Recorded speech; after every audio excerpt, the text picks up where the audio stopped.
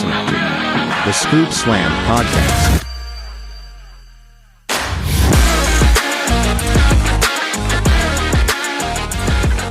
Hello, everybody, and welcome back to the Scoop Slam Podcast. We are back with another week of wrestling to review. We're on the night of Forbidden Door, so we got that to look forward to tonight. I say look forward to in quotation marks. And in a more personal thing, NBA free agency just opened up today, so a lot going on for both of us. But, you know, we got to come on here. We got to scoop it. We got to slam it. And as always, on the other end of the call, he's the historian of the Scoop Slam Podcast. It's Ryan. Yo, Micah. Huge week of wrestling, man, we just had. At least from one side. Ready to talk about it. Ready to talk about some graps. Oh, there's lots of good graps going to be on tonight. You can get 14 matches of it. Oh my. I thought it was 16, bro. Dude. There's no reason. Like, I get it. And I'm an advocate for them having longer pay-per-views than WWE because you have to pay $50 for them. But if it ain't WrestleMania or even like All In for them, there is no reason to have 14 matches on the card. It's like 52 wrestlers on this pay-per-view. Something. I know there's 20 wrestlers on the pre-show. My God. Is the pre-show going on right now?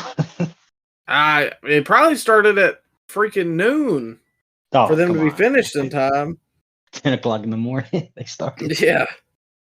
I mean, good God. But anyways, as you said, we got a big week from Raw, SmackDown, Dynamite. We'll get there. But before we get too far into anything, let's go ahead and bring back the take of the week. So I did scrounge up one. I think you did too. Mine's a little different. It's short. So I'll let you go ahead and get it out of the way. But before we get too far into any take of the week, the best take that you can have, Ryan, I think you know this, is that if you're going to go to a sporting game, NBA free agency just opened up, the NHL just wrapped up, college football comes out in like 2 or 3 weeks. If you're going to go to a sporting event, you got to have your dead threads. Anything, any sport you can think of, any team you can rep, they've got merch for them, and you can't be caught at a game with no merch. You don't want to be that guy going to a Celtics game, you got on an orange t-shirt. You want to be that guy going to a Lakers game, and you got on a red t-shirt. You just look out of place. So if you want to look in place, make sure to get your dead threads. You can use the link in the description of this episode, get you 15% off once you go through our link tree. Not only that, before you check out, you can use code SCOOPSLAM, get you an additional 10% off. So not only are you getting good merch, you're getting a good deal. So they're comfort color t-shirts, screen printed, very comfortable. They fit well. I wear XL, and I mean, it fits me well. It's long enough that, you know, when I reach up my arms, it's not showing all the goods or anything. But needless to say, make sure you pick up your dead threads. You get you a good deal, good merch, and you'll have a good time. But Ryan, you're taking a week, sir. Lay it out for me. Oh man, you gonna let me go first, huh? Yeah, I typically do. I gotta gauge what you're about to say. All right. I went over to my favorite place on Reddit, Micah, the AEW Reddit page, official AEW Reddit page. It's a honey hole. Oh yeah, man, it's got loads of content for pure sickos. And these guys are sick. I got this post from this guy. His username is OMG, is that me, the man? So his post is a that graphic. name sounds familiar. Really? You're a big fan of his, huh? No. I think you've said something of his before on here. Okay. All right. Well, he's a frequent guest on Take of the Week then. His post is a lineup of the match card for AEW Forbidden Door. Live in, where are they at? Long Island? I think Long so. Island, New York. All right. The title of it is 52 wrestlers, 4 women's matches, many potential classics, 5 to 6 hours of pure grabs. And then this guy comments down below. He says this, or maybe girl. The Well, username is 2024. 2024. His username or her username is the Black Company. They write, I can definitely understand how this card is not for everyone. It may be a bit too much for quote unquote casuals, but the amount of belly aching I've seen is pretty comical. AEW gets so much grief for not planning their shows around what other people's schedules are. The Super Bowl didn't get these complaints. The NBA playoffs, the NCAA tournament, WrestleMania, just AEW. Forbidden Door was announced long enough ago that if you wanted to have time to enjoy it, you could plan around that. And if you can't, then your employer probably sucks. I don't see how it could possibly be negative that AEW wants to give their fans a night of wrestling like this. So it's your employer's fault, Micah, that you don't have enough time to watch this pay-per-view.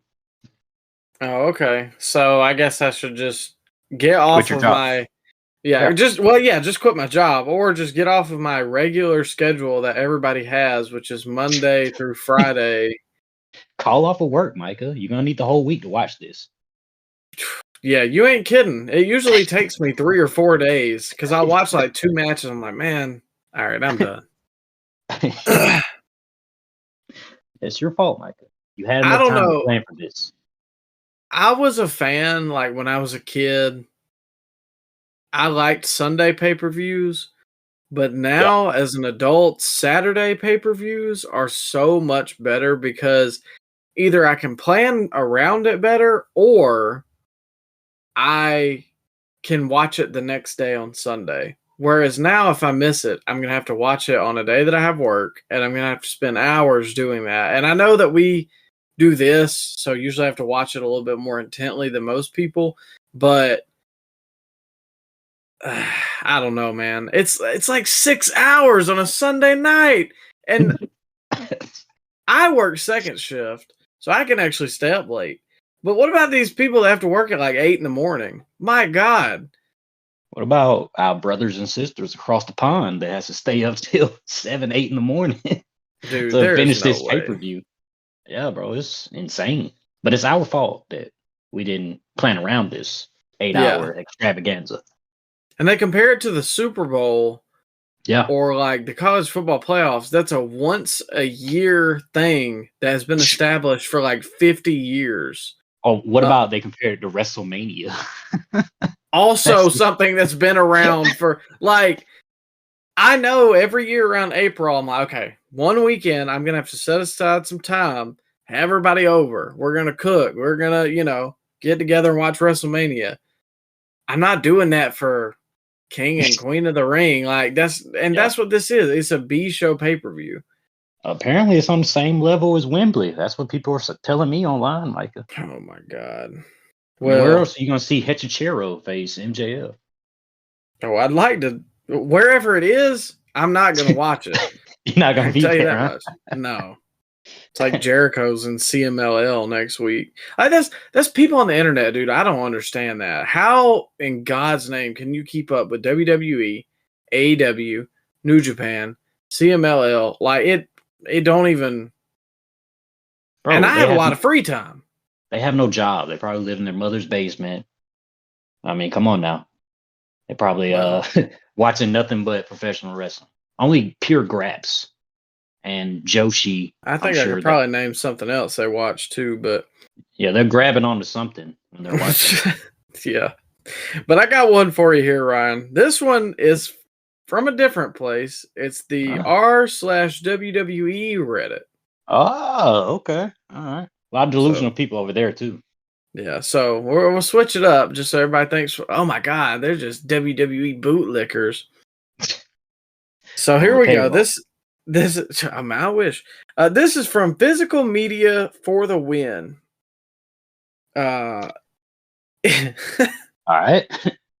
Is it time to give Marty Scurll a chance? Excuse me? Hold on. Just hear him in jail. Give him a chance in jail with it. Yeah, and this is not the Reddit that I expect. On AEW, I would be like, oh, okay, but why WWE? But he goes into further discussion. With Jacob Fatu now signed, why not give Marty a shot? He has served no jail time and basically did nothing wrong. WWE wanted him before, and now that wife beater Jacob Fatu is signed, what about Marty Skrull? Dang, tell us how you really feel, huh? I don't think he has any record of domestic violence. I thought it was like a burglary charge or robbery or something. I didn't know that he did that. Did he do that? Everybody in the comments got on this guy and said that he has no proof. So I don't believe so, but I could do a little research. What would Marty Skrull add to the WWE product at this point that JD McDonough can't? I mean, yeah, they're both about the same size. They're both European descent. I mean, come on now. He's got What does he do? He wears a mask, and they call him a villain for some reason that I never understood. Does he wear a mask? I thought does he wrestle with it? He used to wear that like it's sort of like a I'm trying to those like not ancient, but those like those masks that doctors used to wear in like during like the Black Plague. Oh yeah, yeah. He used to wear that to the ring, and I think it was like a cane or something he would come out with. It was stupid, man. But people creamed themselves about the idea of him when AEW was first getting announced. And I think he was on the first either All In or the first AEW pay-per-view, Double or Nothing. He was on one of those shows. I do remember that because there's like pictures of him being at an AEW show, but that was, long before I was actually paying attention to it. But I think he wrestled Okada, and the match went like 35 minutes. They went over, and then they had to rush the main event, which had Rey Mysterio in it against. I think Rey Mysterio had Penta and Rey Fenix on his team, and they faced the Young Bucks and I don't remember, maybe Omega or somebody like that. But yeah, the main event had to get cut to like 10 minutes because Okada and the villain had to go 35 minutes with a finisher kickout fest. And he didn't impress me in that match.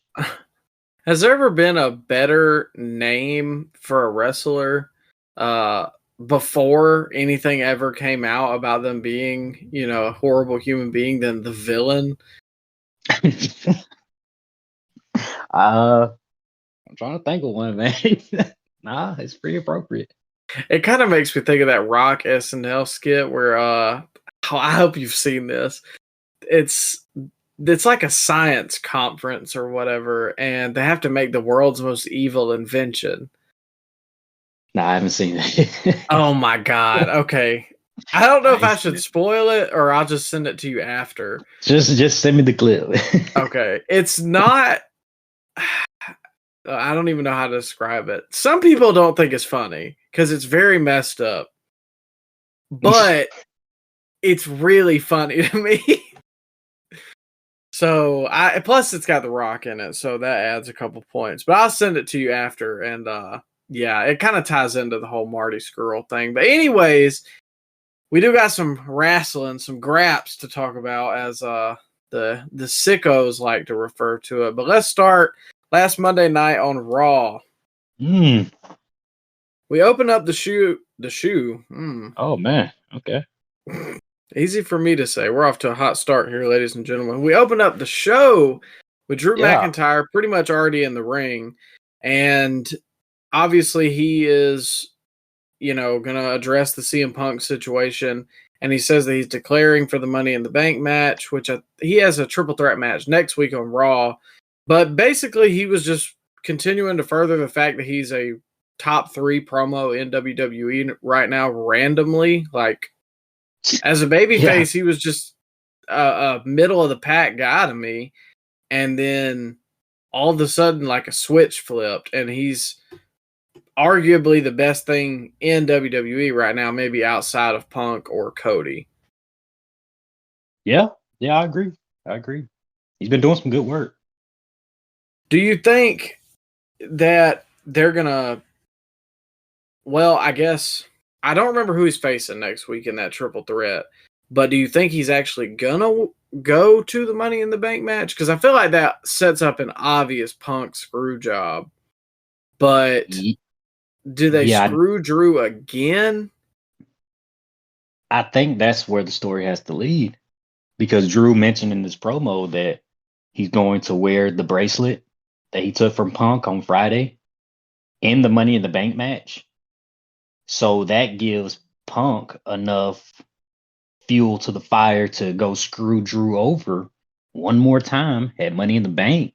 And that just completely sets them on a collision course for SummerSlam. I can see that.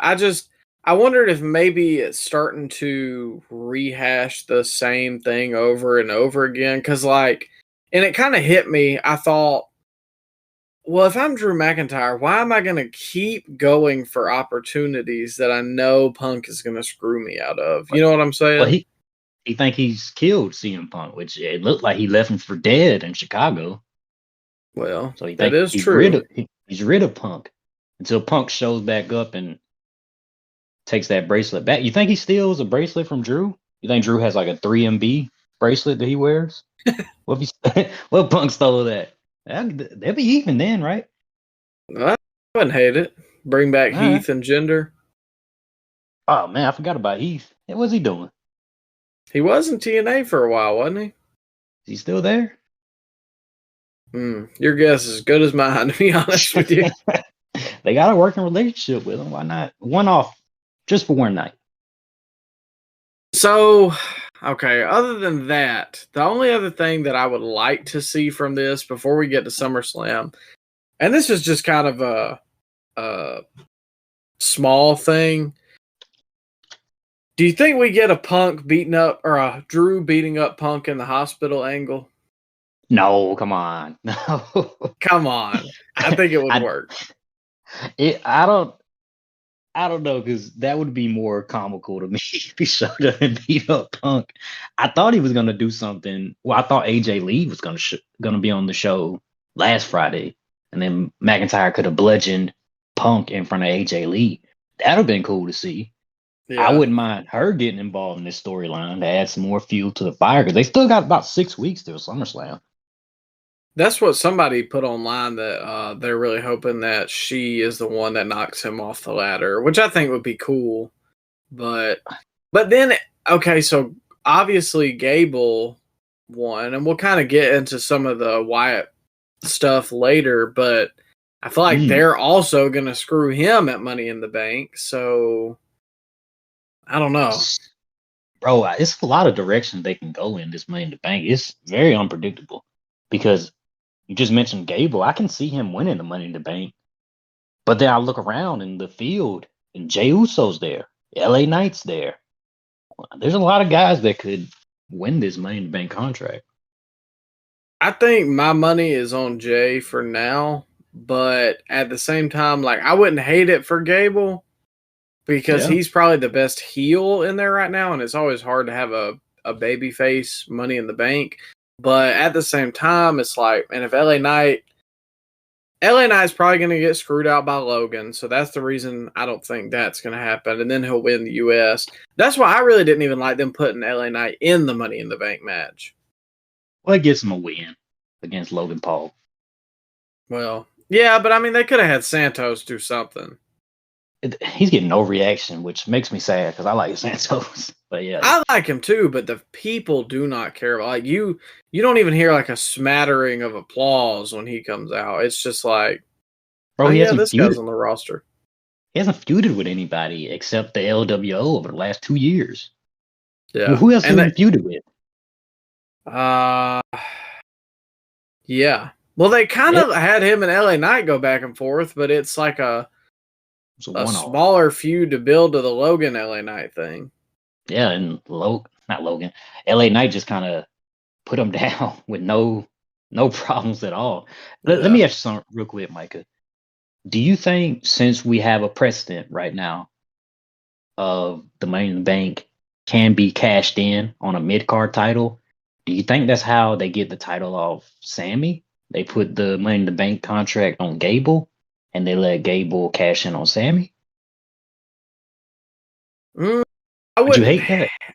I wouldn't hate it, especially because I'm not a fan of using it to cash in on mid card titles, but because Chad Gable is so obsessed with the Intercontinental Championship, I think it kind of would make more sense than if a guy was like, "Yeah, I'm just going to get it to win the U.S. title." Like, why would you not go for the world title? Yeah, it bothered me when Theory cashed in on Seth for the U.S. title, and he lost too. Yeah, that was the nail in the coffin for him. He's digging his way out the grave. He's doing something on Friday that I'm intrigued with. His breakup with the Aussie guy, what's his name? Grayson Waller. Grayson Waller, yeah. His breakup with Grayson Waller is slowly building him into a babyface. The crowd is getting behind Theory. We shall see. I don't know. I kind of sold on my stock on him. Oh, come on. You're done with him. I think so. I fear. I'm still bought in. I don't see more value in a guy like Austin Theory over a Braun Breaker, Trick Williams, I think even he's like more, a Javon Evans. I think he has more charisma than Theory. Stop it. What over Trick Williams? He's way more developed than Trick Williams, man. Come on. Maybe like a more solid hand, but I don't know. Trick's got more. What's the word I'm looking for? The people You better not say aura. You better not say that. Hey man, Oh God. you said it. I like Theory, man. I think he's gonna be fine. He's still young. He'll bounce back. But as far as the what segment are we on? We're still on the first segment. Okay, all right. The Drew segment. Yeah, let's move on, man. Unless you got something else to say. Nah, I'm good. Speaking of Braun Breaker, following that, it was him versus Ilya, which I thought was a really solid match. Oh, did I miss something? Nah, he fought Ludwig. Oh, Ludwig. Dang, he did. I wrote Ilya. What, did Ilya interfere? I don't think so. I think Sheamus did. Ilya's announced for the triple threat match with Drew and Sheamus for next week for Money in the Bank qualifier. Yeah, that's right. I like how you just go with it. Well, you didn't question it. Nope. Take my word for it. I don't know that mixed up. I guess because I was watching this match. I guess I don't know. Maybe in my notes, I just started writing and didn't look back down. They all look alike, huh? Well, you said it, not me. But I like Luke. I do too. He's weirdly skinny though. He looks like he's as wide as a pencil. He's kind of got like that Zack Sabre Jr. build where he's kind of slender.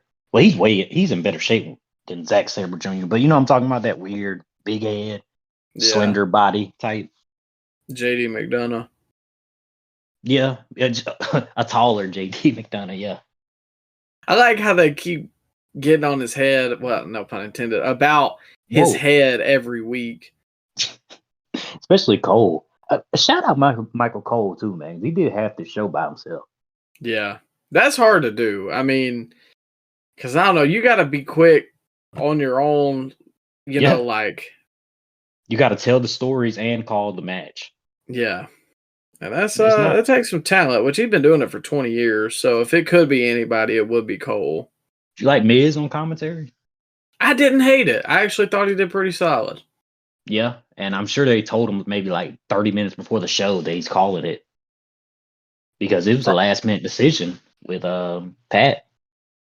Oh, really? I saw what happened, or, you know, the situation, but I didn't know it was a very close call.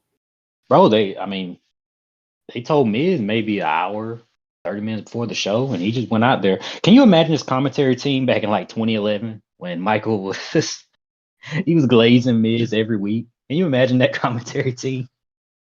I don't think it would have been bad. I think they would have just been like back and forth glazing each other the whole time. Hey man, looking back at it, I can't believe that I lasted through that era because that was some bad stuff. I was there, but I was a kid, so I didn't really latch on to what was good or bad. It was just kind of all good because I was a kid. But now, like, I've seen clips and stuff, and I'm like, man, like, how did we get through that? yeah, I'm kind of glad I was a kid then, because I don't know if I would have became a fan. But especially with guys like Yoshitatsu and Sin Cara in the undercard.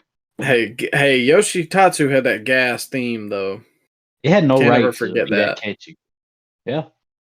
The worst 2010 theme song is better than the best current theme song. Wow, come on, no, that can't be right. Well, no, Roman Reigns. Come on now, he has a pretty good theme. okay, that's true. And Solo. Okay, all right, I'm with you. Hey, you saw that thing I sent you where it said Def Rebel in the studio whenever they gotta make a theme song for Samoan? It was LeBron. Yeah. Hey, that's facts though. The new theme they got for Jacob Fatu is good. Yeah. Well, anyways, we'll get back on schedule here, ladies and gentlemen. Braun Breaker versus Ludwig. I thought this was a really good TV match up to the point of the interference. The people are really getting into Braun. Like, he is a heel, but it's kind of that Goldberg, which I hate to compare people to that because, I mean, obviously, you look at the two guys and compare them, but he feels more refreshing now than he would have in, 2005 or 1998 or something, because now he is a big, powerful guy, and you just kind of buy into that because he's different now than he would have been in 2005. Yeah, and they're keeping his matches relatively short. If he's in there with a undercard guy, he's not going to go 25 minutes with that guy. He's going to get in, get out, do power moves, athletic moves. It's going to get wows from the crowd. And Pat McAfee has a lot to do with that on commentary because he's bought in, barking every time he comes out there. That helped him a lot too to get over. And what they're doing right now is you can't find a lot of faults in it. Ludwig, he's doing well on his own without Gunther, which is something I'm really surprised with, but he's making it work. And the mid-card scene for Raw is pretty stacked, man. Yeah, there's a lot of moving parts. I mean, obviously you got Sammy, Gable, Bronson Reed is still in there somewhere. Braun, Ilya, as I mentioned earlier, Ludwig, Gunther's still, Sheamus is back now. Gunther's kind of teaming on either side, so it's they have made Raw more interesting. And I also got to shout out the commentators because between them on Raw and on SmackDown, they've done a really good job of selling you on newer talent.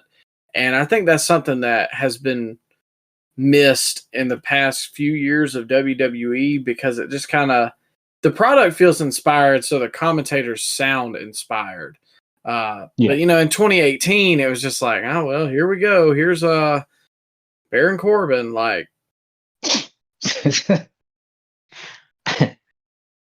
was some dark days, man. So, other than that, they basically announced Sammy and Braun are going to have a match for the Intercontinental Championship. So, any predictions? Who you got? Bro,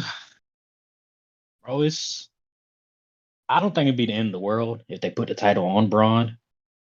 Me personally, I would have Sammy win this in like a roll-up type thing. Because I think Braun needs a little bit more cooking to build up some more momentum. But, I mean, like, it can go either way, honestly. Yeah. I think they will keep it on Sammy and have somebody interfere. That way Braun can actually have, like, an established feud before he gets to a title. But, like you said, I wouldn't hate it if they went the other direction. Yeah, maybe we get, like, a no contest. Double count out or something. I could see it. Yeah. Following that, we had Dominic Mysterio and Liv Morgan started the segment off. Dom and Zelina eventually made their way out there. This one was a doozy, but I don't think Zelina or Liv are necessarily virtuosos on the mic, but this was a really good segment that it had threads from the beginning to the end of the show, and that's something that I really like about WWE, and they did it on SmackDown as well. Everything usually ties together, and so I thought this was a good way to tie it all together. I thought Zelina did pretty good out here. You didn't like her in the segment? No, I just meant in the past. I thought it was good, but I'm just saying, normally She can cut some good promos. When she was on Andrade's mouthpiece, she was cutting some good promos at NXT. Oh well, I missed all that. Oh yeah. This is getting over too. The fans, bro, they love a good soap opera storyline. I mean, the IWC can trash it all they want, but at the end of the day, what gets the most viewers, what gets the most clicks online is the soap opera. Yeah, and as much as I don't like Vince Russo, he's got a point about Jerry Springer. It did always sell. I don't want to give Vince Russo any credit, man. but yeah, I guess you got a point. Dom beat up his dad again this segment, huh? Yeah. How many times he gonna beat up Ray? They're running it back next week, and I was kind of like, All right.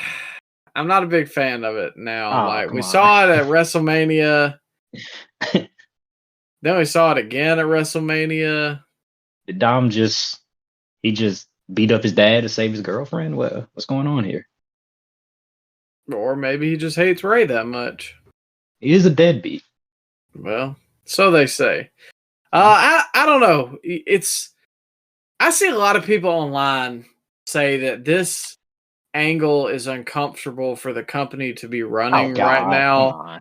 And that really bothers me because it's not like it's like they can't do anything or else people try and tie it back to Vince. And I'm not trying to excuse what Vince did at all. It was awful and horrible and he should be thrown under the jail. Absolutely.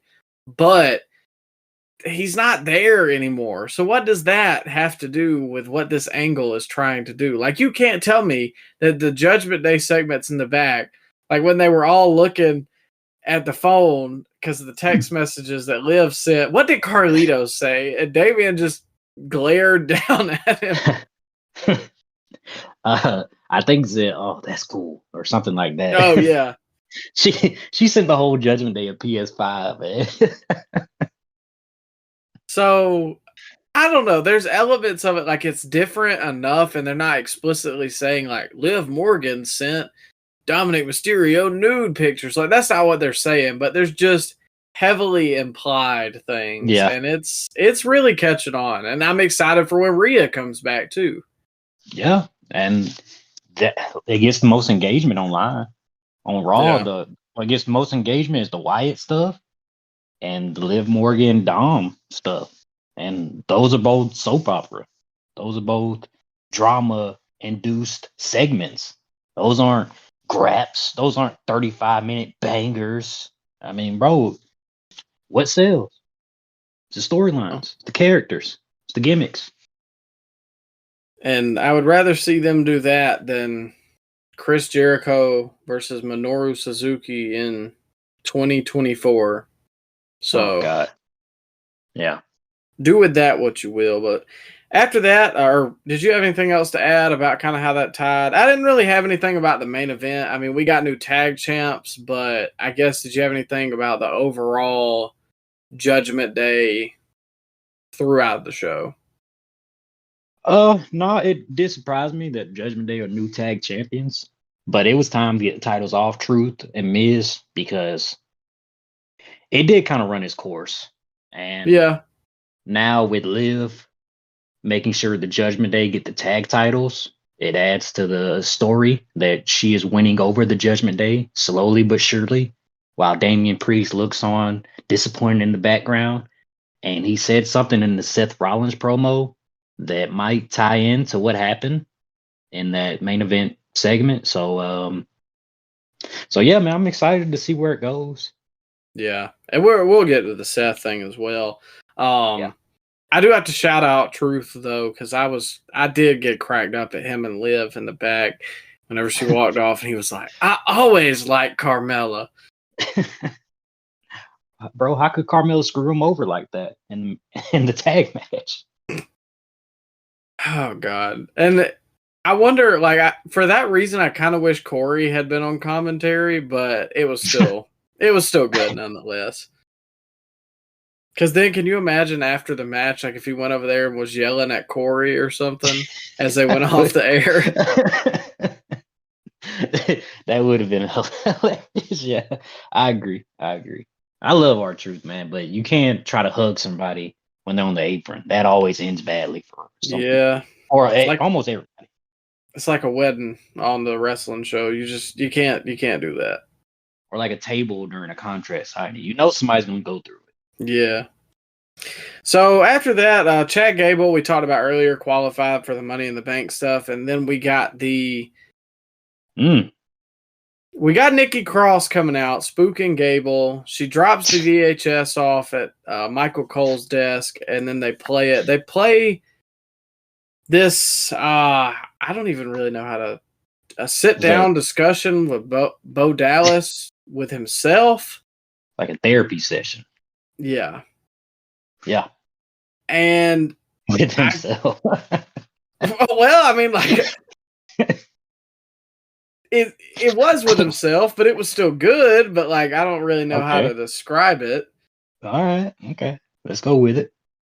So the Nikki Cross stuff, that is not what I want the Wyatt family to be. No.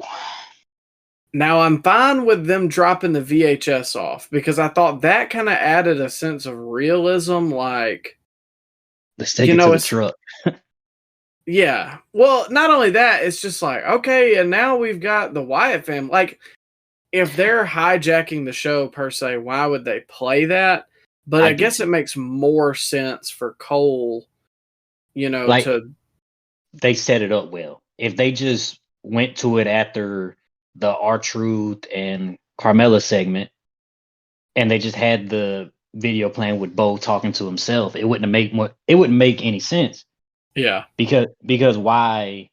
How did y'all get this footage? I mean, are y'all in with the Wyatt Six, or what's going on in production? Why the Wyatt Six can hack into the production team's broadcast?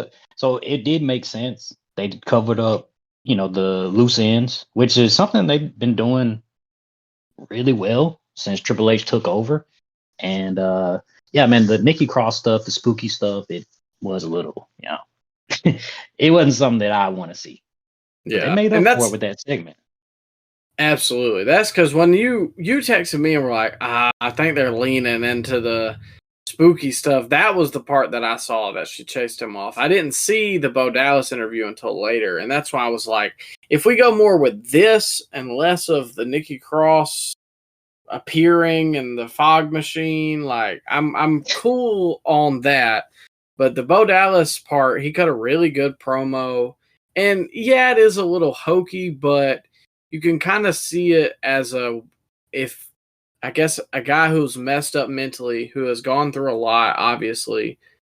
And he's trying to explain to the people his actions, because they're not necessarily heels yet. And I don't think they used his name at all, Bo Dallas.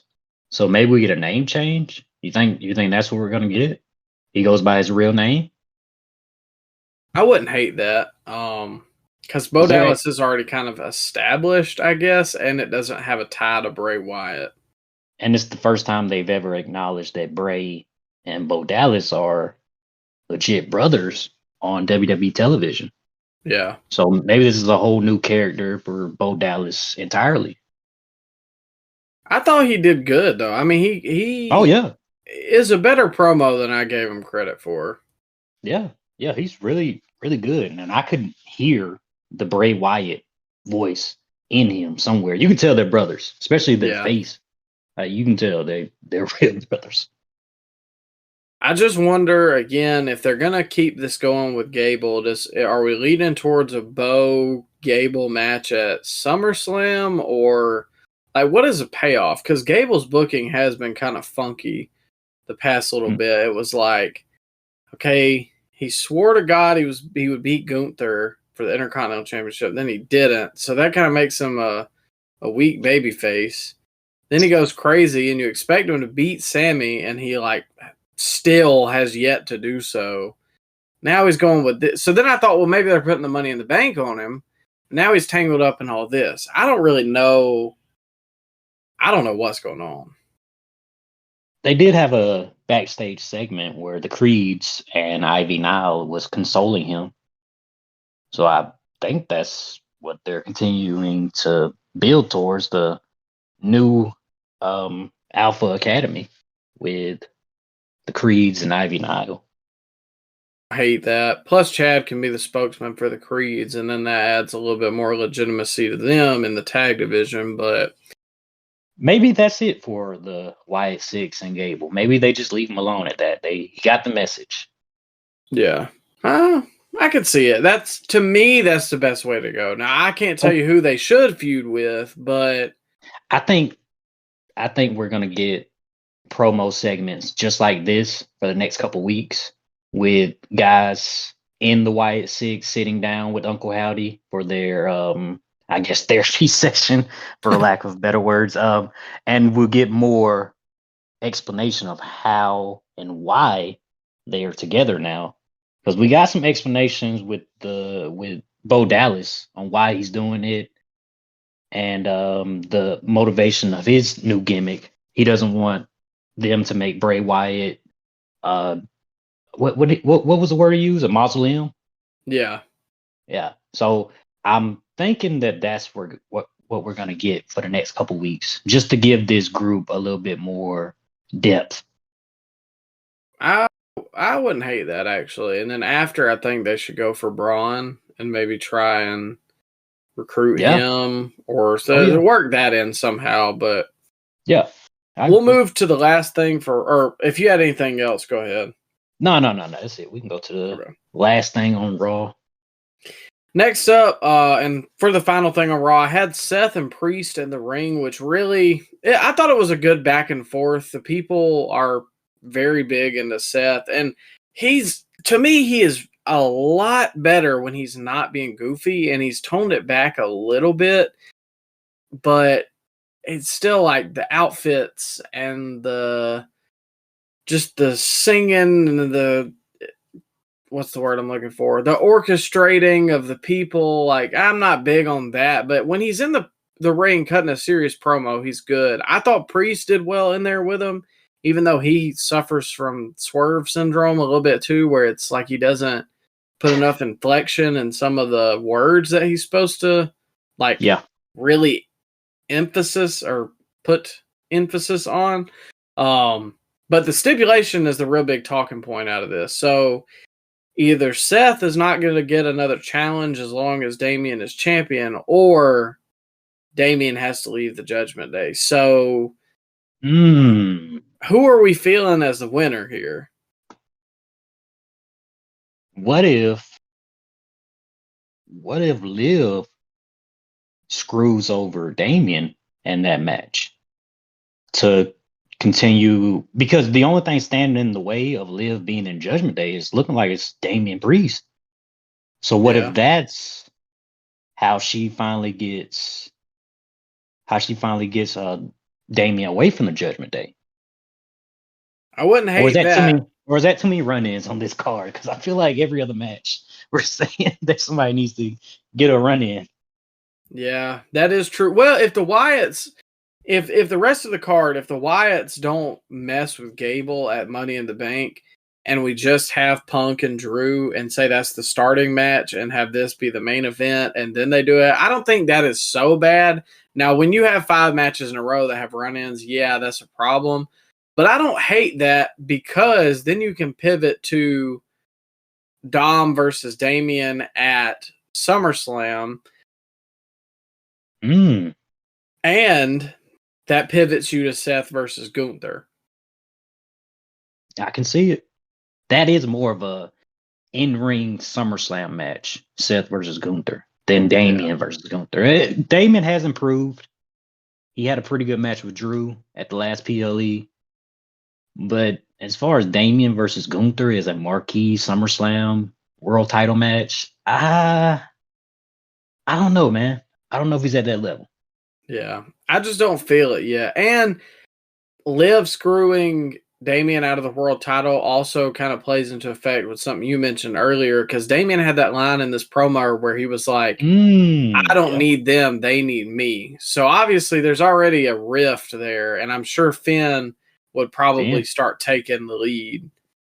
I believe this Raw had a segment with Liv was walking out of the Judgment Day's little, holdout, and Damian barged in there, and Finn was just the only one in there. So maybe we're getting some plotting going on behind the scenes.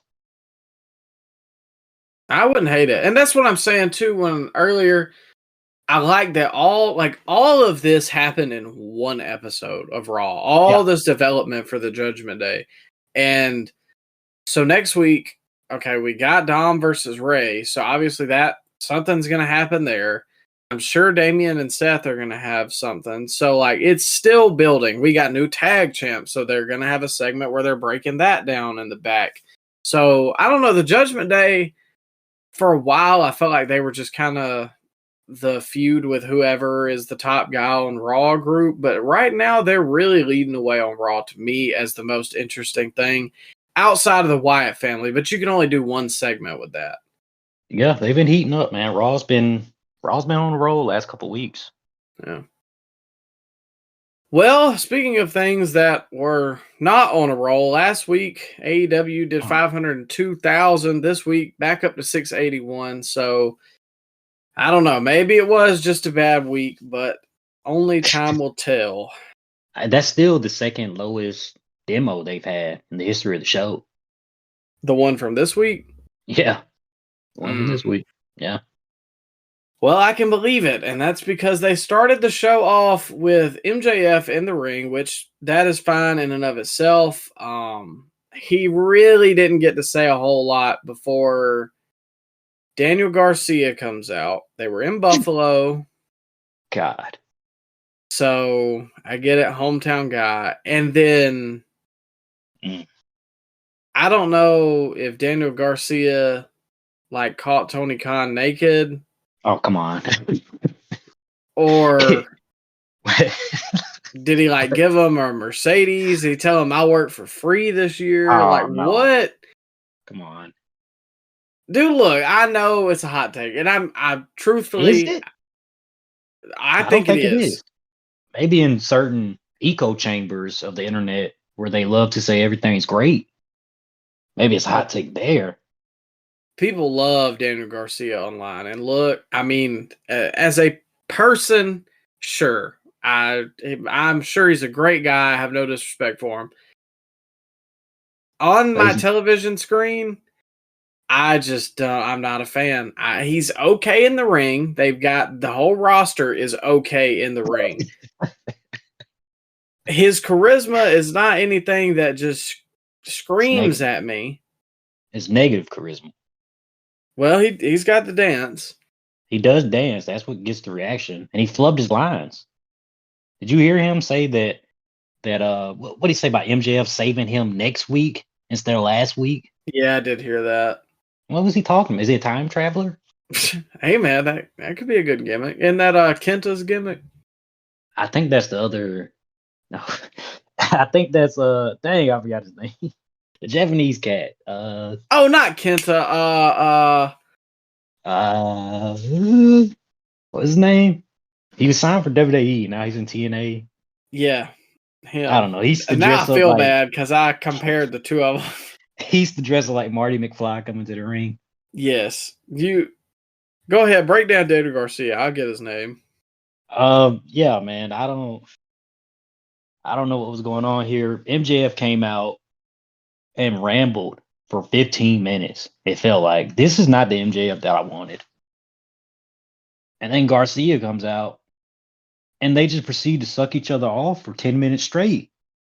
And then MJF offers him a match. Why? Why would he offer him a match saying that Garcia's been on a roll? Bro, who has Garcia beat over the last month, Micah? Can you name any of the guys he's beaten? He's beaten jobbers. He's beaten literal ROH guys. How is that on a roll? He has beaten no main event guys. So he's rewarding him. Last time I've seen a match with him. Remember he beat Rick Titus one of those weeks, and then he beat another ROH guy that nobody's ever heard of. But apparently that equates to being on a roll, just beating ROH guys, which half the show beats the ROH guys. Yeah. So MJF is rewarding Garcia with a match at Wembley Stadium because he's beating Rick Titus. Is that what we're getting, Micah? Or did I not hear this promo right? Do I need to get a new TV? What's going on? So firstly, it's Kushida. That's who we couldn't think of. Okay, Kushida. At least they both started with K's. So all right, you close. Yeah, but I don't know, man. I just don't see it with Garcia. His last couple matches, he beat The Butcher. That was last night.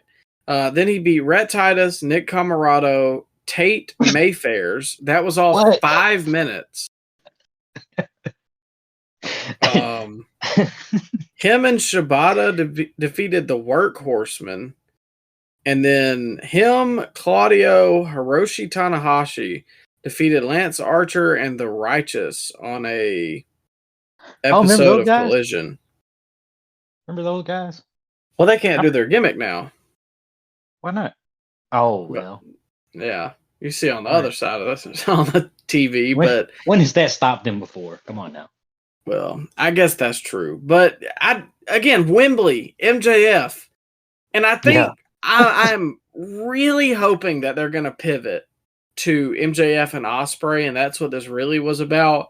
But randomly next week, we're getting Ospreay versus Garcia for the title, for both titles.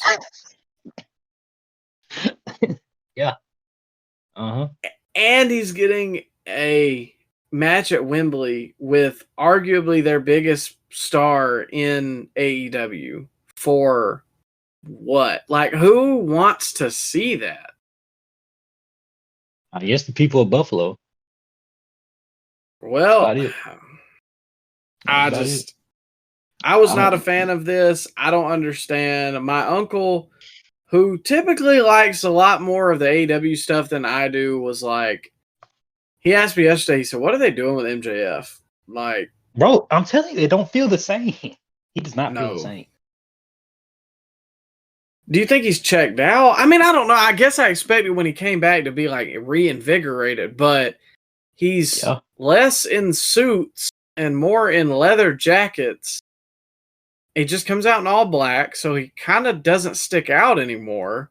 He just talks about how he's the best wrestler and how this is the best company and, hurrah, hurrah. It's not the old MJF, which he said he was going to bring back in that opening promo. When he came back at the last pay-per-view, he said you're going to get the old MJF back. The old MJF used to insult the crowd, man, and wear suits and the scarf, and he was better than everybody. But this MJF panders. He rambles. He doesn't get to a point. And they've iced him out, man. He is so cold right now. He went 30 minutes with Roosh last week, and he's having a feud now an indirect feud with Daniel Garcia. I don't know, man. Again, I have a feeling that Ospreay is going to win tonight, and we will end up getting Ospreay MJF at Wembley. But in a month from now, or 2 months, whenever All In is, if it is seriously Daniel Garcia versus MJF at a stadium show, we're not going to watch that event if that's the case. You might be onto something. What did Hulk Hogan say at Bash to the Beach 2000? This is why this company is in the dang shape that it's in. I mean, for real, Yeah. who wants to see Daniel Garcia versus MJF? Like, even the internet fans aren't big on MJF right now because they feel like he's doing the same shtick he always does. And It's worse. yeah, to me, it feels worse. And then you got Daniel Garcia, who every summer they try to get him over. 2 years ago, he had the feud with Bryan Danielson, and he beat Bryan Danielson, and it looked like he was going to leave the Jericho Appreciation Society. What does he do? Stays for another 6 months. Yeah. Yeah. That's what they did. It's over. It's over. He's not going to be a star. He's 25. The best thing you can do for him is to tell him to stay home for 8 months and reintroduce him. But this stupid dance, his theme song is worse than it was, and you can't take him serious. Bro, they like to laugh, and that dance makes them laugh. So that's all you need for the sickos to get over. You know that, Mike. Well, yeah. You got a point there. Yeah. And now they're sick of Swerve and his dance. So he'll probably lose tonight to Will Ospreay, and then I don't know what they do with Swerve after that. Oh, I got an idea. Yeah. Rampage. Oh, well. But also something else I don't like about MJF that he started doing is the whole like shilling thing that he does, where he hypes up. Like who does that? That's so I don't. It didn't sound natural. Yes, it doesn't sound natural, and shouldn't your work hype up the event, not just you saying, "Oh, I'll be there." Like, you know what I mean? Yeah. Yeah, and it would probably work more if you didn't have the goofy lead commentator Excalibur's hyping up the bro. He went down every match. I swear it. Every segment he was going down the match card. Don't doubt it. Their commentary team is so awful. Michael Cole by himself is better than all three of them combined, and I like Taz. They like to pop themselves. Taz said something that bothered me too when he said, "Oh, selling is overrated," and then everybody on commentary just started laughing. Like, bro, what do we do? Stop. Why? What do we do? Are y'all just here to crack jokes at each other? Insider terms? Yeah, I guess. I mean, that's all they do the whole time is just laugh. Everything's funny. Everything that happened, I'm got a laugh from Excalibur. And this is the last thing I'll say about it. We can move on. Just none of this makes sense. Why? Okay. Why, if a guy comes out, I'm going to be like, you've done really good, and you will have the honor of wrestling me. And then Ospreay comes out and is like, you know what? You should challenge for my belt. Like, no. Why is Garcia not coming out here calling these people out? You're in reverse. This is completely backwards. If I'm the world champion, why am I going to offer a shot to anybody? You know what I'm saying? Shouldn't you want to keep your position? Nah, you want to be a fighting champion, Micah. I hate that. I hate the term fighting spirit. I hate everybody loved John Cena's United States Championship run. So now everybody wants to be a fighting champion and have an open challenge. Like, God forbid somebody just be a champion and be like, nope, I want to stay champion. So I'm going to do everything in my power to stop anyone from challenging from it or for it. Yeah, bro. It's like Roman. I mean, he fought at the big events. He said, hey, I love what you're doing with that dance, Otis. So I'm going to give you a title opportunity at SummerSlam. No, Roman would never do something like that, or should he? And that's what this kind of was. This was on the same level. If Roman came out and challenged Otis, man. Yeah. Can you imagine that? And then to top it all off, imagine if like Cody came out after, or Brock Lesnar came out after and was like, you know what, Otis? I also like that dance. I like that dance more than Roman. So I'll offer you the WWE Championship match. Like, yeah. What are we doing? What are we doing? Well, we're sickos, man. Yeah, sick in the head. That might be right. after this, Dynamite was kind of a whole just lot of nothing to me. I mean, they were building towards pay-per-view, but nothing just absolutely remarkable happened. A lot of tag matches. Kyle O'Reilly versus Zack Sabre Jr. was okay. Jericho had a segment where they were going to do Jericho versus Suzuki, but then I looked at the card tonight and that's not happening. So I don't know if something happened on Collision and I didn't see it. Well, the bad apple got hurt, so they changed the match, right? I thought he was hurt in this segment. Oh, I don't know. I thought that's why they changed Oh, no. You're right. So it was supposed to be the Learning Tree versus Hook, Shibata, and Joe. But then the bad apples hurt, so they changed it to Suzuki versus Jericho. But then something else happened. I don't know. Yeah, because when I looked at the card earlier, it was Hook, Shibata, and Joe versus, I believe, Big Bill, Jericho, and Jeff Cobb. Oh, all right. I like Jeff Cobb. Yeah, but do you like Shibata and Chris Jericho? No. Well, I like 2017 Chris Jericho. Yeah. I even like 2021 Chris Jericho. He was all right. Now? Well, hi, guys. And we also got Shibata that came out towards the end of this, and his phone translated something. As we've talked about on the show, that's just absolutely hilarious. There's nothing better in wrestling. And if you didn't know that it was funny, the announcers laugh. So you can hear them. So you know that it's funny. This is you didn't laugh, stupid. Micah? No. You laugh at that. His phone is just Bluetooth to the speakers automatically. Bro, aren't we getting like the Bucks and Jericho doing the same type of thing on television? They're like doing insider stuff where they winking at the audience. Yeah. Because the Bucks are playing on the whole Punk thing, and Jericho's playing on the fact that people told him to retire. Yep. That's it. So if you don't know that those two things happened, even like the EVP thing, okay, that's fine in a vacuum, but they got to strut Okada out there to say the B word. And I even saw, I like Ibu, but he put something on Twitter this week that was like, nah, this week it was actually funny. No, it wasn't. No. It's not funny. No, it's not. Just parading him out there just to say a word. And I remember the New Japan fans were singing his praises when he was in New Japan. But since he's gotten here, man, what they've been putting him in, those segments, he's more of a comedy figure at this point than he is the best wrestler in the world. Apa. What has he done to prove that he's a good wrestler? He had one singles match with Pac I thought it was okay.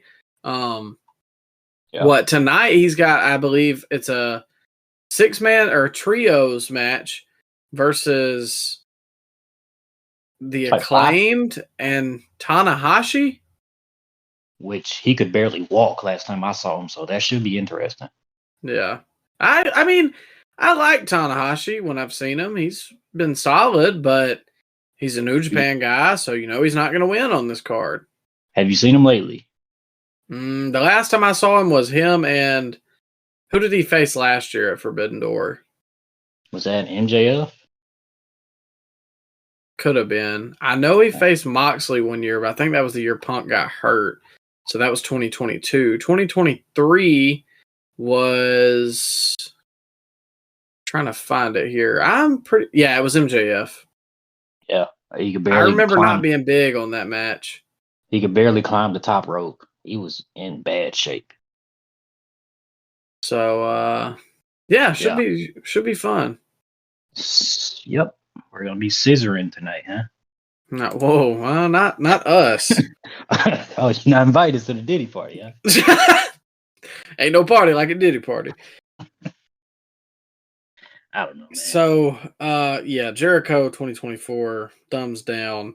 To close it up, we had the Gates of Agony versus Swerve and Ospreay. I actually thought this was a pretty good match, and it involves the two main event guys right before the pay-per-view. So this is a good thing. It's crazy to me that the Gates of Agony haven't been anything. When they come out, they actually look like very impressive. They had a cool entrance. And you can't tell me that they couldn't be viable in their tag division right now. Maybe if they start winning matches, but they haven't won any matches on TV, and I don't know. Have they ever won a match on TV? That is a great question. I don't remember. Well, they were like trios champions, but that was for Ring of Honor. Yeah, so they haven't won any matches on TV. Well, yeah, I don't know, but they haven't looked. That's what I'm saying. Why do they not do something with these guys? Well, they're not funny enough. If you're gonna be a heel in this show, you got to be funny. If you're not funny, you can't be a heel. So they need to. Okay, so I got a rebrand idea for you. Paint their face and have them come out and dance like the Usos used to, but instead of making it like Samoan heritage, make it like more Daniel Garcia, and then they'll get over. Is Prince Nana gonna come back to the group? That could work. Yeah, he could get that dance over. Other than that, they had a swerve stomp from the apron to the outside, rough bump, and towards the end, Swerve started playing up the heel character. Ospreay snatches the belt from him. He had a very stiff house call, and Swerve feels better as a heel. I don't know why they've tried this baby face. Like, why was his first feud Christian? I like Christian, but should have been a heel. Serious, bro. They don't take him serious, man. You know that. The company doesn't have faith in him, which is why they're going to take the title off him tonight. I mean, and you said it. I did see the ending segment. I didn't watch the match because I think around the women's match, I had to tap out, bro. I couldn't take it anymore. But yeah, the ending segment, it was so quiet in the building. Like, for the house call, it sounded loud. Was the crowd that bad all night? It wasn't great. They were up for like the MJF Daniel Garcia thing, but towards the end, like that main event, they really didn't care. Bro, they just sit there politely. Well, it's like a New Japan audience. But isn't that kind of what they're going for? I mean, is there anything on that show you would get up for? The bathroom, the concession stands. Not the merch table. You see their merch. Like 4 shirts available. Yeah. All Young Bucks. So, yeah, but like you said, they obviously don't have faith in Swerve. You can tell. And it's what it is. They're about to take the title off of him, and I will be very shocked if they don't, because they continue to have him not be the main event act because the EVPs are, or they switch him babyface and heel, so you can't get behind him because you don't know how to feel about him. When's the last time they've had a true heel champion? MJF? Towards the beginning? With Small Joe, I think he would. Wouldn't he count? Well, was he? Because they had Swerve and Hangman in the midst of Joe's feud. He fought Hook, but it was like a respect thing. It wasn't. Now that you mentioning it, I'm pretty sure every heel except MJF was more of a comedy guy. Because Jericho was doing more comedy when he was the champ. Omega wasn't really he was doing the whole winking at the camera stuff too. He wasn't really that serious as a heel champion. I still liked Omega's run, though, a lot better than I do most. But it wasn't like he wasn't a serious guy. He was more like a winking at the camera, the stuff that the Young Bucks are doing right now. Yeah. So, I don't know, man. MJF and maybe Joe. That's the only guys I can think of. That's how I'm misremembering somebody. And they could have had a good... Like, they turned Swerve winning when he won at Revolution. They waited another month, made it a feel-good moment, so they turned him babyface, and just to turn him right back heel against Ospreay, because obviously the people like Ospreay. So... I think they missed They missed it. When he was hot, when he was the most hot, was when he was in that triple threat match. Yep. They should have put the title on him right then and there. They did the same thing with the Acclaimed when they were super hot at I forget what pay-per-view that was. It It was a all pay-per-view out. that happened. Okay, it was all out, and then they lost to Swerve and Keith Lee, but then they beat Swerve and Keith Lee at a lesser event a couple weeks later, and they weren't as hot, and then they just kind of floundered after that. Yeah. So they don't know when to strike when the iron's hot, and they obviously have not had faith in Swerve. And then when they do strike, the guys just kind of flounder after that. Like they don't know how to book for baby faces. They can book for comedy heels. They can book for those guys. But baby faces. It's not only that, just because a heel is getting cheered doesn't mean that you have to swap him. But that's what they did with MJF. That's what they've done with Swerve. That's what they kind of did a little bit with Joe. Like, if the people start getting behind them, oh, okay, this is the time to make him a babyface. Not necessarily, especially when you can't book baby faces. So, yeah, that's just my thinking. But I think it's time we move on to SmackDown, as long as you're done with Dynamite, which it sounds like you are. Yeah, I'm been done with Dynamite. So to start us off on SmackDown, they had a good, again, tie everything together segment. Solo, all of the lackeys come out. No Jacob Fatu yet, but we did have Heyman. So they started to come out. Then Cody and them interrupt. They have a huge brawl to start off. They kind of clear it out, but Cody and them are still in the ring. They go to commercial, and when they come back, Cody and them are still in the ring. Cody grabs a mic, cuts a really, really fired up promo in MSG, a sold out MSG. And I really like this because obviously ties into the end, but going through commercial and it's still kind of lingering felt like it was legitimately unscripted and like they did not plan for all of this to happen. So I don't know. It really fired you up. You got to see the big stars as soon as you turn on the TV. Then they make you wait to actually see what was going to happen because I'm sure a lot of fans like me, I thought Roman was going to come back. It was short and sweet too. Didn't go on too long. Yeah. Promo was fired up. Cody Rhodes sold out MSG. Crowd was insane all night too, which we'll get to the ending, but MSG was rocking on Friday night. Yeah. And that was another reason I was very shocked that Roman didn't come back, but I thought there was no better time to start a show off like this because it was sold out. And I mean, if you're not going to have a Cody match, a Randy match, or a Kevin Owens match, you might as well get out there and make them do something impactful.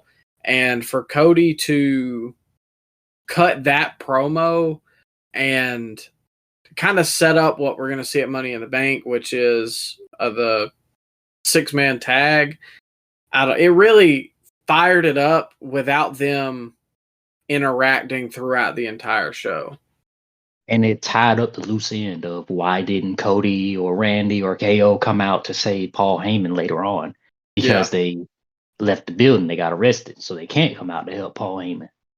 So it tied up a loose end there, which I said earlier in the show, they've done that masterfully over the Triple H tenure. Yeah. And though I wasn't big on when Cody kind of did that to AJ and showed his like relentless side, I guess. Them bringing the cops out, I thought was a nice touch because Cody has kind of affiliated himself with Randy. We all know Randy is known for being just this unhinged character that nobody can contain. So, yeah, just a great start to SmackDown. I'm interested to see the 6-man tag. And shout out to KO for doing that swanton. Yeah, I think he literally hurt himself. Bro, KO's like 40 years old, man. He's still doing swantons off the balcony. If you're going to do it, I guess do it in the garden. Yeah, I don't think there's a better place unless you pick WrestleMania. Yeah. He'd probably jump off the sign one of these days. Wait a minute. No? Did he do that already? I think he did that. Yeah. He did jump off the sign. That sounds right. I don't know if I missed that, but that does sound right. I know last year he did that swanton in the alleyway. During the COVID WrestleMania, where it was in the arena, he climbed up on the sign, bro, and jumped off on the Seth. Oh, okay. Yeah, no, I missed that one, but Yeah. I don't doubt it. KO's crazy, man. And lastly, obviously, we'll get to this later when all this goes on, but no Jacob Fatu. And you figured he would have came out in an event like this. So they're still kind of reserving him and his, I guess, fighting ability or true fighting ability. I mean, I know he took out like 3 of them and he beat up Paul here, but we haven't actually seen him go back and forth with anybody yet. And I think they're holding that off for a good reason. Yeah. Yeah, I agree. So, following that, we had the triple threat, LA Knight versus Logan Paul versus Santos for the Money in the Bank qualifier. Nothing really of note from the match itself or the guys in there. I thought it was a solid TV match, nothing just insulting. But they had Tyrese Halliburton and Jalen Brunson out there, and the Garden went crazy for that. And I thought it was really, really cool. They had Halliburton. Did you see what he was wearing, bro? He was cosplaying as Steve Austin. Yeah, jorts on. That, and they made like a Jalen Brunson shirt, and then they released it on Fanatics later that night. Bro, if you're not an NBA fan, you truly don't know how huge this is. But these are 2 of the 3 best point guards in the league right now. It's just crazy, man. It's kind of like Karl Malone and Dennis Rodman in WCW. Like it was that big of a deal if you're an NBA fan. That's what I put on Twitter whenever it happened. I said, eat your heart out, Dennis Rodman. And it just kind of was crazy because obviously I just thought it would be a little bickering back and forth. Jalen actually kind of like he was really pissed. So he's got the face for it. But then when they actually got in the ring and grabbed a chair, I was like, holy crap. So I wouldn't hate it if at SummerSlam they had just a small match in the corner. That would be wishful thinking because those guys are under huge contracts with the NBA, and I'm sure it's big liability issues for them to do anything physical. But Brunson, I don't know, he kind of lost me toward the end there because he didn't really commit to that chair. You got to hold the chair with 2 hands, son. Yeah, he didn't choke up on it. You got to choke up on the chair. LA Knight had to direct him throughout the whole segment. Well, I mean, they're not professionals, but I don't come know. on. It did big numbers too because it was all over like Sports Center and everything. Oh yeah, I bet. But come on now, Brunson, got to do better than that. Well, maybe he didn't grow up a fan. I knew Tyrese grew up a fan. You could tell. Oh, he's locked in. I saw him at one event. I think it was in Indy, where he wore like a prototype shirt. So he goes way back. Yeah. And I saw something that happened, and I don't know that this is like 100% true, but there's he took a picture of Triple H in the back. There's someone on Twitter, I don't follow him, but I just saw it because the post started getting big. His name is Hang 'em High, and I guess like he kind of plays this gimmick of being Triple H's burner. Well... Tyrese sent the picture to Hang 'em High of him and Triple H and said, it was really nice meeting you tonight. So he's on the internet. He's in the IWC. So I'm sure this was a really cool moment for him. And it was good in the Garden. Like there was no better place. And I know they're going back to Indy in the future. So if something happens, I mean, I wouldn't be against it. In the ring. And they did play it up because what this made sense is what I meant to say is remember Tyrese was in the crowd last week or the week before on FaceTime with Logan. Yeah. So I mean, it made sense that they were hanging out together. Yeah. I did kind of feel weird for Tyrese though, because they didn't like have him anything to do while he was out there at the ring, so he kind of just sat in the corner. Like, I don't know. They should have told him to like sit on the apron or something and like cheer on Logan. I don't know. Well, he got the brass knuckles. Yeah, that is true. Yeah. Well, anyways, the big talking point out of SmackDown, that maybe was the mainstream talking point, but for us sickos, Ryan, the talking point was the Bloodline, I guess the turning point. Are they really still the Bloodline anymore? Solo comes out.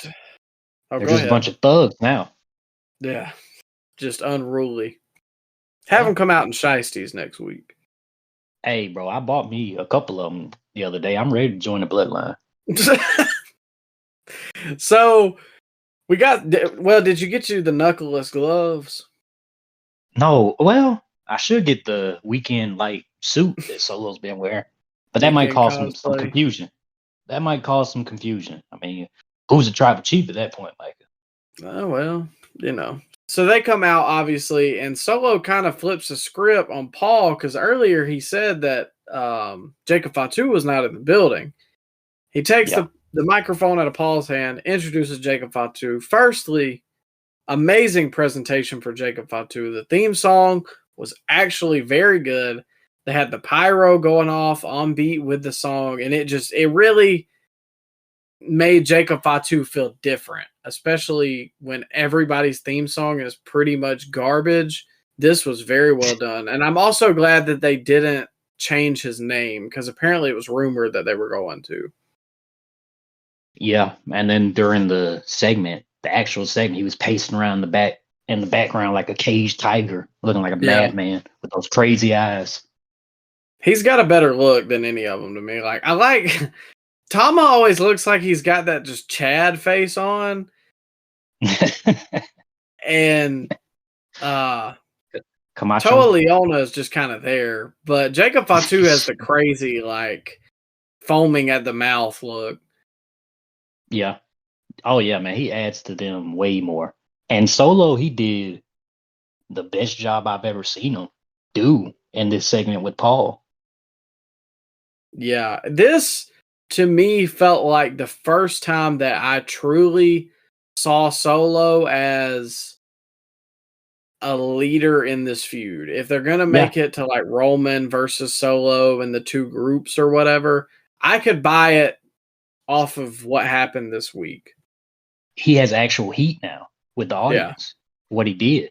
And I know we have not been the biggest fans of Solo, but there's no denying now, after what happened on SmackDown, that he is the number one heel on that brand.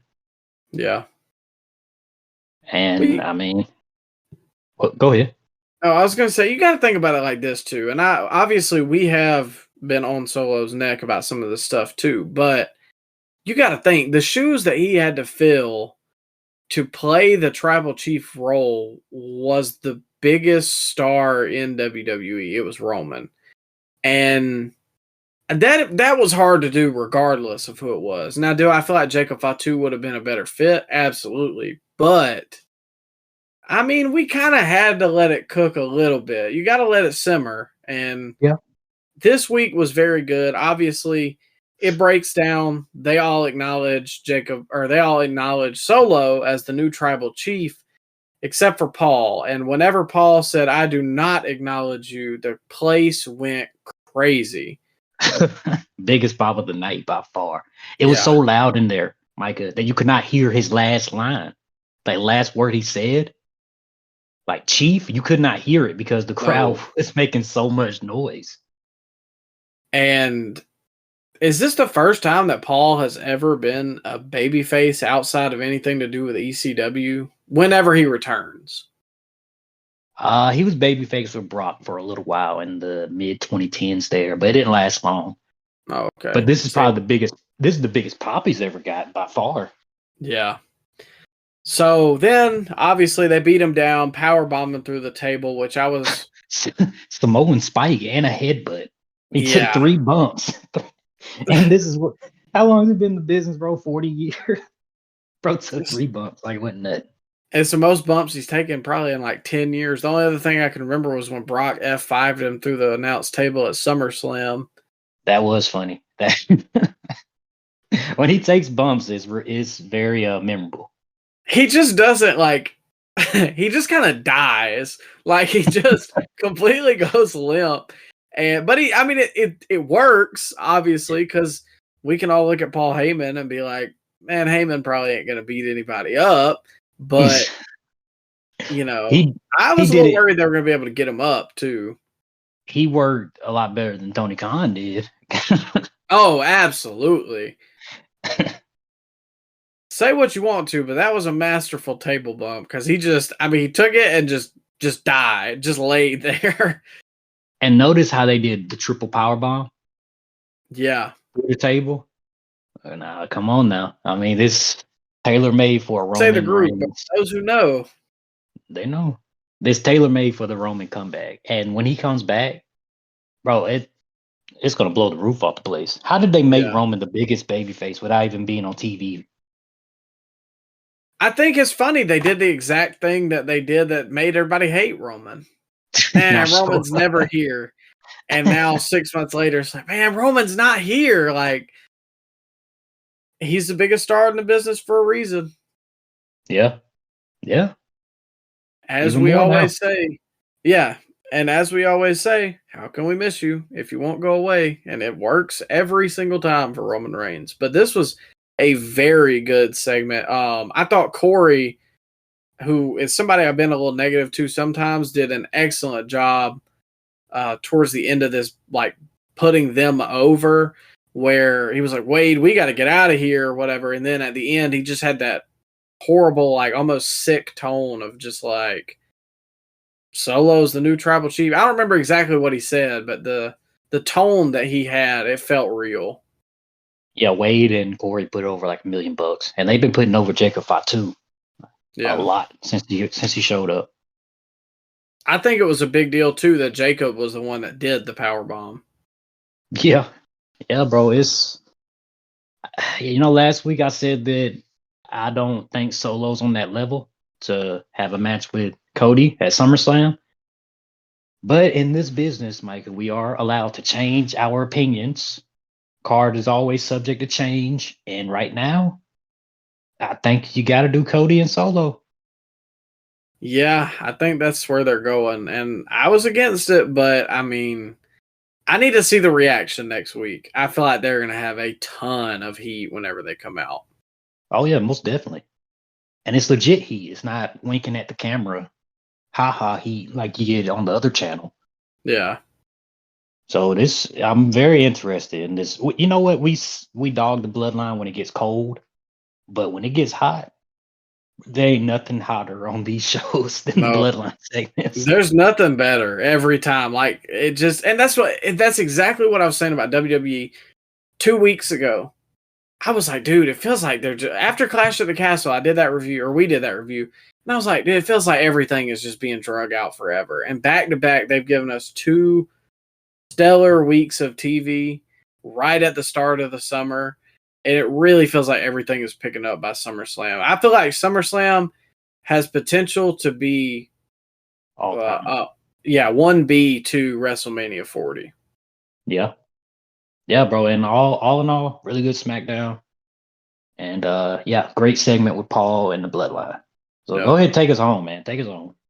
Yeah, we got Forbidden Door to watch either tonight or tomorrow or Tuesday, or we'll see how long we can drag it out. But yeah, let's go ahead and take it home. Thank you guys for listening. Make sure to check us out on socials at scoopslammedpod so you know when we're scooping and slamming it next. Get your Dead Threads link in the description. All our socials are down there. Use that link to get your Dead Threads 15% off. Code ScoopSlam for another 10%. We'll be back next week reviewing Forbidden Door, and we'll see where WWE goes and if they can keep building and building and building. In the meantime, and in between time, take care of yourself. Thank you for listening. Have a good one.